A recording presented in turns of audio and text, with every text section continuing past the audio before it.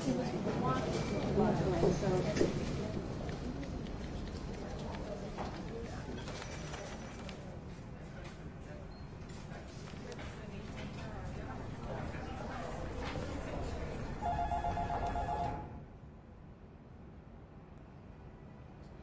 they're in the elevator.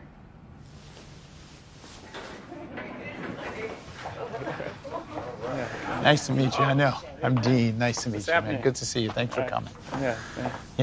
You always have a lot of cameras around, you know? No. Absolutely not. I'm the What do one. you mean? I'm the one who's not used to it. Have a seat. Thanks for coming too. First, welcome. Thank you. It's great to have you here. Thank you. The things I want to talk to you about.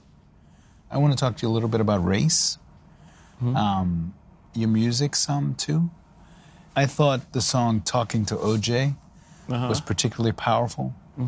I took the message as you can be rich, you can be poor, you're still black. Who were you speaking to? Who did you want to listen to that and be moved by it? It's a nuanced song, you know. It's like I'm specifically speaking to us and about who we are and how do you maintain the sense of self while pushing it forward and holding us to have a responsibility for our actions. Because in America, it is what it is. And there's a solution for us. If we had a power base together, it would be a much different conversation than me having a conversation by myself and trying to change America by myself. If I come with 40 million people, it's a different conversation, right? It's just how it works. I can affect change and get whomever in office because this many people, we're all on the same page. Right? So as a conversation, it's like, I'm not rich, I'm OJ. For us to get in that space and then disconnect from the culture. That's how it starts. This is what happens. And then you know what happened? You're on your own. And you see how that turned out. Okay. That's why That's the line. Yeah, the pregnant pause. It's like, okay. Was it a reminder, too, that the thing OJ forgot, maybe? Is that as rich as he was, as entitled as his life was, he was reminded very forcefully when he became a subject of a racial debate that he was also a black man, whether he accepted that or not. That's right. Was it also that message? Yes, absolutely. And for us, like I'm saying, to speak to that point is don't forget that because that's really not the goal. The goal is not to be successful and famous. That's not the goal. The goal is if you have a specific God-given ability, is to live your life out through that. One. And two, we have a responsibility to push the conversation forward until we're all equal. Until we're all equal in this place, because until everyone's free, no one's free. And that's just the fact. When you are as amazingly successful as you are, your kids will live in a very different world from the world you grew up in. How do you go about making sure that they understand the world you grew up in? There's a delicate balance to that, right? Because you have to educate your children on the world as it exists today and how it got to that space. But my child doesn't need the same tools that I needed growing up. I needed certain tools to survive my area that my child doesn't need. They're growing up in a different environment. But also they have to know their history, have a sense of what it took to get to this place and have compassion for others.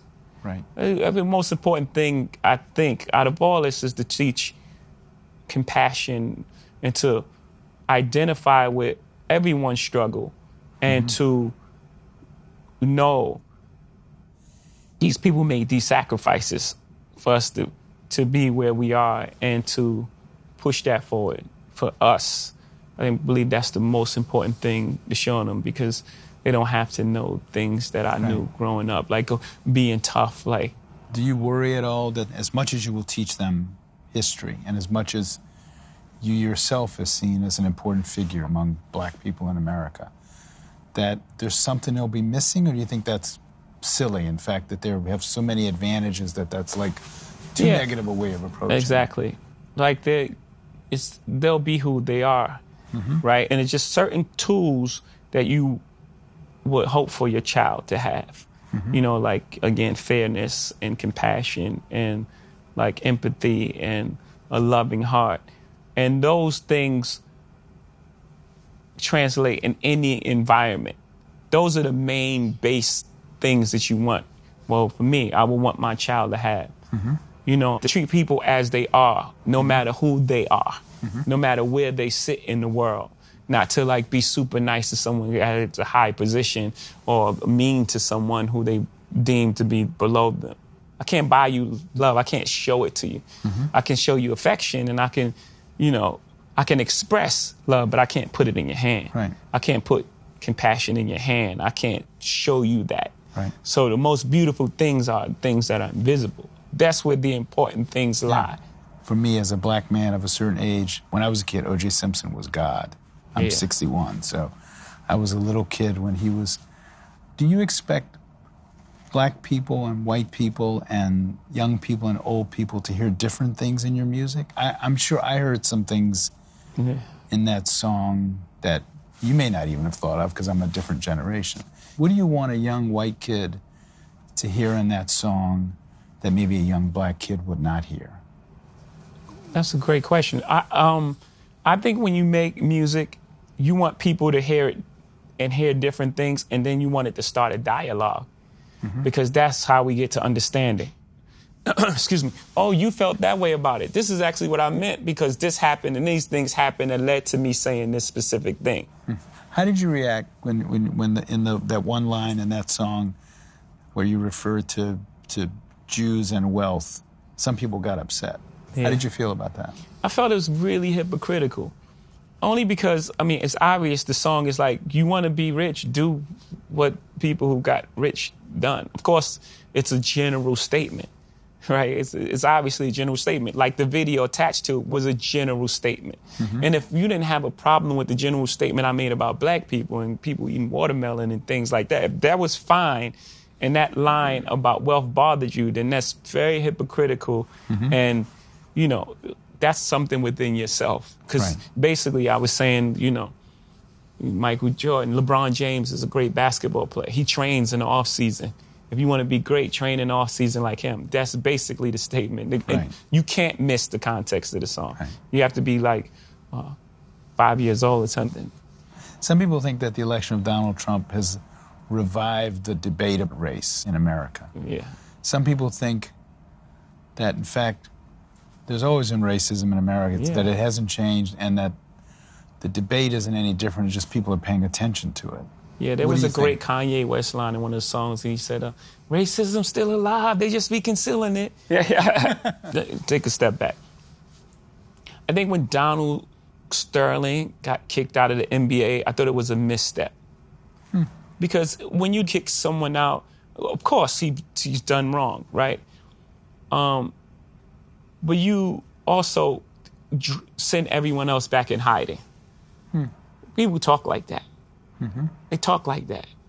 Let's deal with that. And I wouldn't just like leave him alone. I don't have that solution. There should have been some sort of penalties. He could have lost some draft picks. But getting rid of him just made everyone else go back into hiding. And then now we can't have the dialogue. The great thing about Donald Trump being president is now we're forced to have the dialogue. And now we're having the conversation on a large scale. He's like provided the platform for us to have the conversation. And you think that's better? That we should be having the conversation? Absolutely. That's why this is happening. Do you think the debate over race in America is happening in a healthy way?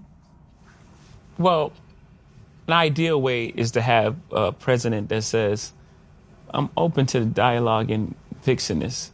That's ideal, but it's still happening in a good way because you can't have a solution until you start dealing with the problem.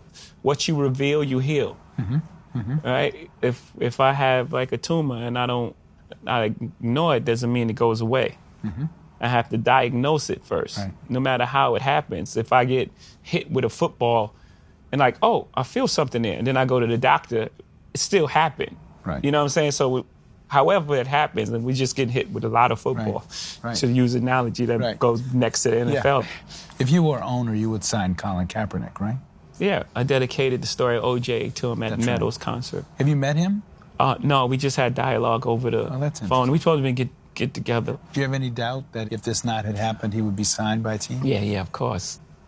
Do you think basketball is more politically active than football players? Yeah. And why? Why is that? I think, first of all, it's smaller numbers. There's 12 people on the team. In football, you have 53 people. So it's harder to get 53 people thinking the same thing. It's easier to have a conversation to get 12 people on the same page, for one. Two, they have a great commissioner who's really open and you know, supports them. And you feel that. You feel like, you know, when you have someone behind you that really believe in what's right, it motivates you to do the right thing. I think those two factors show why they're much further along. Yeah. Are there incidents even at this stage in your life? So you're famous, you're rich, you own stuff, where you run into racism that's evident to you, that's easy to recognize at this stage of your life? Yeah. Yes. Yeah. But it mostly comes when you try to challenge the status quo. If I'm being quiet and entertaining, everyone's cool. Ah, man, it's great. You don't feel racism. But when you try to challenge the club, it's like, oh, no, we should have a seat at this, to use the Solange album title. We should have a seat at this table. And then it gets into a space where it's like, wait, you guys are mad at me about the same thing you guys are doing. And it's just, it gets into a weird space. Are you in meetings now in your business life where you're the only black man in the room? Well, when I was doing the Nets, I was definitely the only black guy in the room. And what was that like? Describe that. It's strange, but at the same time, I think that in that room, my celebrity allowed me a voice that probably would have been awkward for someone in my position, being the only black person in the room, to break through. This album sounds to me like a therapy session. It's in the sense, have you been in therapy? Yeah. First off, how does Jay-Z find a therapist? Not in the phone book, right? No, dude, great friends of mine, you know, friends of mine who've been through a lot and, you know, come out on the other side as like whole individuals. What was that like being in therapy? What did you talk about that you had never acknowledged to yourself or talk? I grew so much from the experience. But I think the most important thing I got is that everything is connected. Every emotion is connected and it comes from somewhere. And just being aware of it. Being aware of it in everyday life puts you at such an advantage. You know, you realize that, you know, if someone's racist toward you, it's not even about you. It ain't about you. It's about their upbringing and what happened to them and how they led them to this point. You know, most bullies bully. It's happened. Oh, you got bullied as kids, so you're trying to bully me. I understand. Right. And once I understand that, instead of reacting to that with anger, I can provide a softer landing. And maybe, oh man, are you okay? I was just saying, there was a lot of fights in our neighborhood that started with, what you looking at? Why you looking at me? You looking at me? And then you realize, you think I see you. You're in the space where you're hurting and you think I see you, so you don't want me to look at you. And you don't want me to see you in such a vulnerable, you don't want me to see your pain. You know, so you put on this shell of this tough person that's really willing to fight me and possibly kill me because I looked at you. You know what I'm saying? Like, so knowing that and understanding that changes life completely. Was that a moment that came from therapy? Yeah, just realizing that, oh my goodness, these young men coming from they're just in pain. But you got to survive. So you go into survival mode. And when you go into survival mode, what happened? You shut down. Right. You shut down all emotions. Right. So even with women, you got shut down emotionally, so you can't connect. And then now all the things happen from there. Infidelity. You can't connect because you can't connect because of the way you feel about yourself, you mean? Yes. In my case, like it's deep. Right. You've bared your soul so much, not only in this album, and I mean, you can sort of see the evolution of a person in your music. Part of me would think, oh my God, I got to talk about my marriage, I got to talk about my mother, I got to talk about my other ancestors. Part of me would think that would make me nuts. Does it make you nuts, or do you feel like the heart of your art and storytelling is to tell the story of your life? That's who I am. And I've done it from the beginning of my career. Two things, you know. One, no one knew the characters, so it wasn't as impactful, you know. And two, it wasn't coming from a place that was as evolved. And it's very difficult. You know, it's hard. It's hard to hear songs back. It's hard to perform songs. But I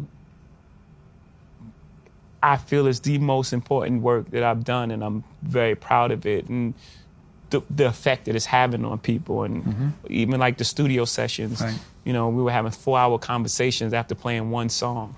I learned so much about people that was around me, just my friends. I learned things about them that I didn't know that in 20-year relationship just from this one song. So I knew it would have that sort of impact beyond myself. It's my responsibility as an artist to go to these places. Did your wife's own confessional album, which came out first, make it so that you had to be even extra confessional? I mean, in other words, it would have been hard after her album, which talked frankly about you guys to like have an album to come out that would be about some frivolous anything. Yeah. It actually started out, we were working on material together, and it became Lemonade. Yeah. You know, she went off and did her thing, and it was like, it just felt like she should go first, and she should share her truths with the world. So it wasn't based on I have to say something because of this album. It wasn't even like that. It's just really honest. But you probably couldn't have gotten away with, okay, you do the album, Wife, that talks about our pain. I'm going to go do an album that talks about, you know, my love of art. You never know. Right. Well, I think it turned out for the best. I think, but you just never know because people like to be entertained. Again, back to our president. You know what I'm saying? Like you would think, man, after the composed manner at which Obama stood at that podium, the dignity he brought to that place, that this couldn't exist, but it does. Do you have any disappointments in Obama? There are people who say the expectations of him as the first black president were so great. He was supposed to get rid of racism and fix everything. Yeah. Is that unfair? Do you think did he live up to all of your expectations? Yes, because all he could do is the best he can do. He's not a superhero. And it's unfair to place unfulfillable expectations on this man just because of his color. You're actually doing the opposite. It's like, what do you think is going to happen? He's there for 8 years. And he has to undo what 43 presidents have done in 8 years. It's not fair. What do you think of the state of, I'm not going to say just black leadership period, on the things you care about in the country? Who do you look at and say, this man or woman speaks for the things I care about? It's going to be funny, but I find it funny. But my leadership, I like Dave Chappelle's leadership. Go ahead. You know what I'm saying? You're going to vote for Dave Chappelle for president? Because he tells it in humor so you can deal with it, but it's always a nice chunk of truth in there. Is there a part of you, because you have a certain amount of money, that gets a little more conservative? Or does having money not change your politics? No. No, because I believe in people. You know, I want what's best for people. I love people. You know, so I don't have that sort of thing like I want to vote Republican just to save more money. That's not the end game. It's not about who got more money and who got more houses. Yes, you know, you've earned it, buy what you want. You know, but don't forget what's important. Without people, and being rich would be very boring. No one to share with, no one to have. You know what I mean? Like, you just be a rich person, one person on the planet, just well, then what do you do? When I heard this latest album, and then I thought about the earlier albums, one theme is sort of reaching the promised land. You know, you've acquired influence, and not just money, but your life is good. And then when you listen to the newest album, you're thinking, he must have been in a lot of pain when life was good. Absolutely. Is that true? Yeah, I did listen to a song called Song Cry. And the idea of the hook, never seen it coming down my eyes, but I got to make the song cry. It tells you right there what I was hiding. And the strongest thing a man can do is cry. To expose your feelings, to be vulnerable in front of the world. That's real strength. You know, you feel like you got to be this guarded person. That's not real. It's fake. Does that mean you were unhappy during that period and didn't have a handle on it, or what? Well, you compartmentalize, right? So you can be inside your body and be happy, but at the core of it, something else is going on. Right. As a, parent, I thought one of the most painful scene or line or whatever in the album was when you are talking about having almost lost your marriage, and you talk about what it would have been like to watch another man play football with your kid. I thought that is like, given that you have talked so much about your life and your music, are there things that you put a wall around? I'm not going to talk about that. You've talked about the pain of growing up, where you grew up, how you grew up, your father leaving early, the pain of your marriage, being in therapy. Are there things you say, I'm not going there? Yeah, and it mostly involves other people, because when other people are involved, you have to also, you may be ready to expose these things. And there's certain parts of, it's also other people's truth as well. A perfect example is my mom. Yeah, I was going to ask you about and when did I didn't have permission to do that song first. So just like we had a beautiful conversation. When did you realize your mother was gay? Really early on. When as a little kid? Not. Let's say call it teenage years. And so you realized it and talked to her about it? What was that? We never spoke about it. It just exists. It was there. Everyone knew. Gotcha. But we never spoke about it until, recently. Now we start having these beautiful conversations and just really getting to know each other. We were always good friends, but now we're really great friends, And we were just talking as friends, and then she was sharing that she was in love. And I guess there's years of feeling for her and feeling like she's free. She can be herself. She doesn't have to hide for her kids or be feeling she's embarrassing her kids. It was a much different time then. Don't just think about... Yeah, of course. You know what I mean? Yes. She could just live her full life, her whole life, and be her.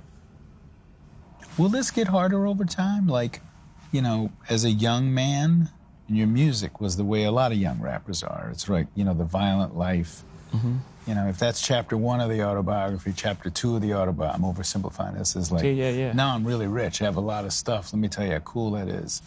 And then chapter 3 of the autobiography is, oh my God, I'm run myself into the ground. What's chapter 4? 3 is, oh my goodness, the most beautiful things are not these objects.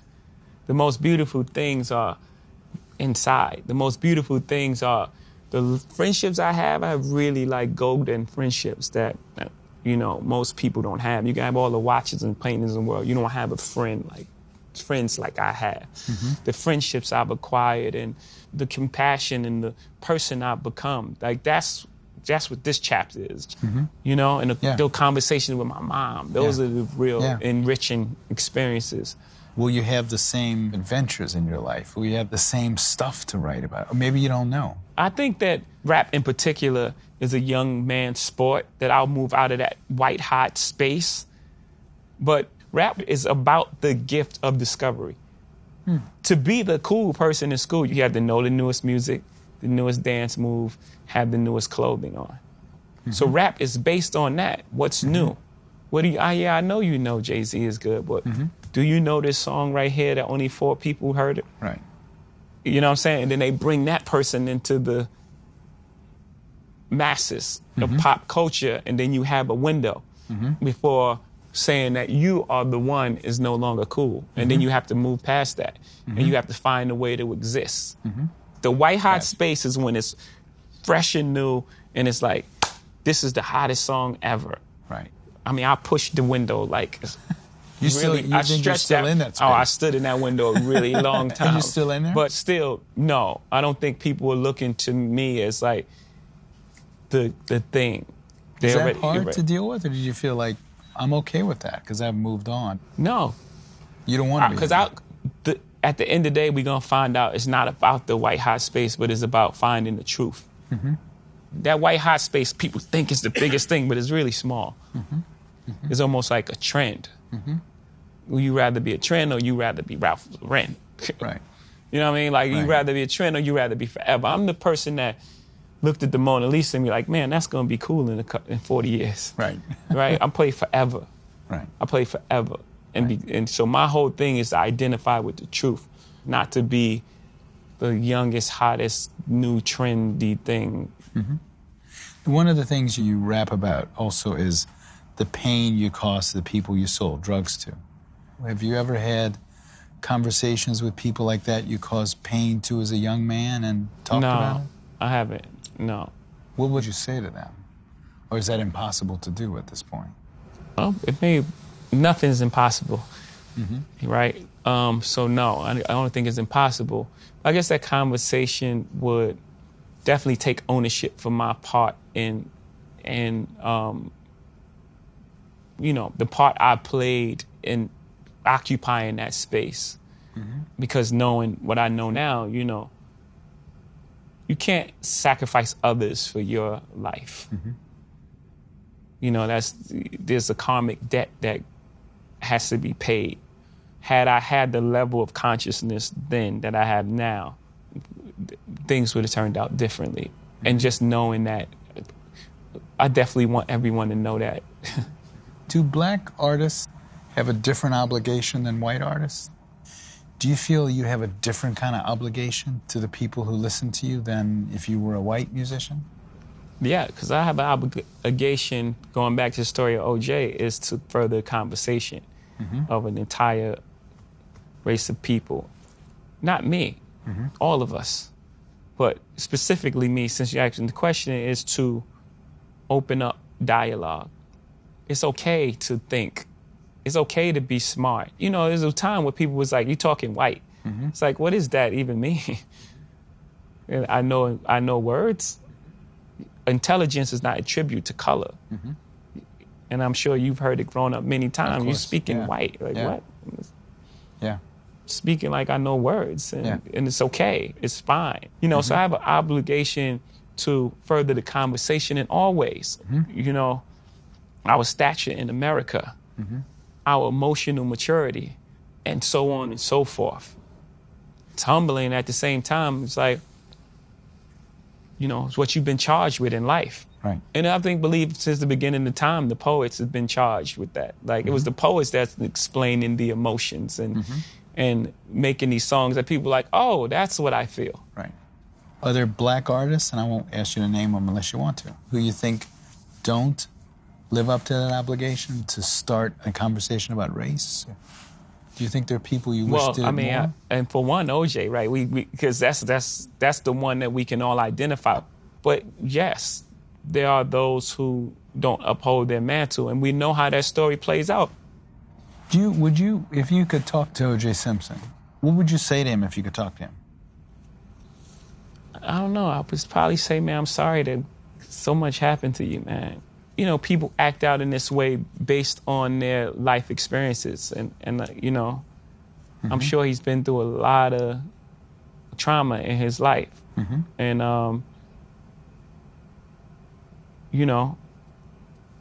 I think that'll start the conversation. Like, did you watch the documentary about him? By the way? I watched everyone. So. You did? Yeah, no, I did too. Yeah, it's like 8 of them on at the same time. You could read the story of O.J. two ways. You could say somebody should have reminded O.J. he was black.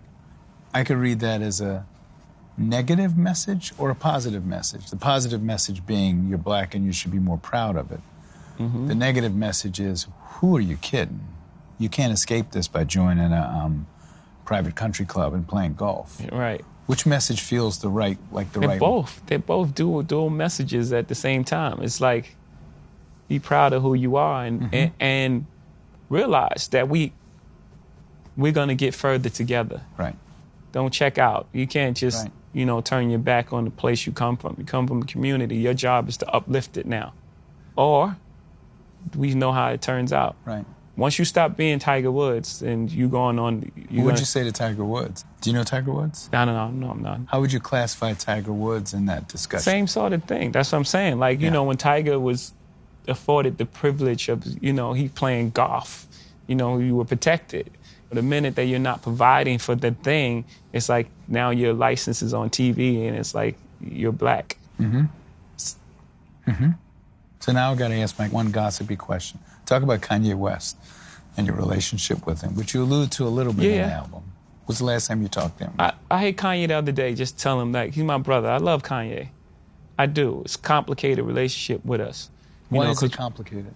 Because, Kanye came into this business on my label. So I've always been like his big brother. And we're both entertainers. So always been like a little underlying competition there with your big brother there. And we both love and respect each other's art too. So it's like everyone wants to be the greatest in the world. You know what I'm saying? Yeah, and then yeah. there's like a lot of other factors that play in it. But we're gonna always be good. Even But if we there's tension now, right? Is there tension still? Yeah. But that happens. In a long relationship, hopefully when we're 89, we look at this 6 months or whatever time and we laugh at that. You know what I'm saying? There's going to be complications in the relationship that we have to get through. And the only way to get through that is we sit down and have a dialogue and say, these are the things that I'm uncomfortable with. These are the things that are unacceptable to me. This is what I feel.